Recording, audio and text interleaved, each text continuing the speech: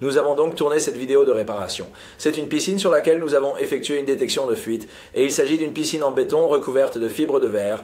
Il faut souvent être prudent avec ces piscines, surtout lors des inspections ou des détections de fuite, car elles couvrent de nombreuses réparations structurelles.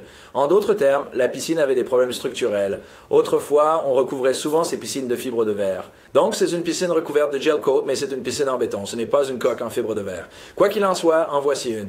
Ils l'ont réparée avec du chewing gum. Regardez comment nous avons fait ce travail. Nous l'avons verrouillé avec un couple à l'arrière. Nous avons fait notre travail de réparation. Regardez ça.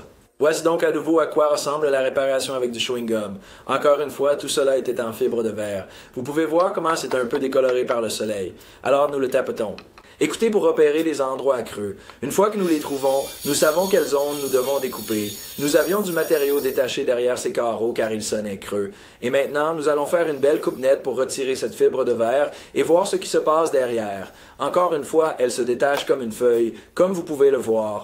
Maintenant, ce que nous allons faire, c'est installer nos verrous de torsion dans la fissure structurelle qui descendait juste là où vous l'avez vu devant la fibre de verre. Nous installons nos verrous de torsion, nous avons une compression contrôlée. Consultez toutes nos vidéos pour cela. Donc maintenant, nous allons les recouvrir de ciment hydraulique et nous allons faire notre patch de ciment avant de procéder à l'étanchéité de l'air. Nous aimons appliquer une bonne couche d'étanchéité là-dessus au cas où quelque chose d'autre se fissure, pour que ça ne fuit pas à nouveau. Nous allons enduire la poutre de mortier. Donc, nous pouvons placer sur un carreau et voici à quoi ressemble le patch une fois terminé. Encore une fois, vous avez des dommages UV sur le reste de la fibre de verre et cela s'uniformisera certainement. Donc, voilà comment nous avons fait cela. Encore une fois, souvenez-vous, lorsque vous faites la détection de fuite sur ceux-ci, faites attention à votre environnement et aux matériaux de construction.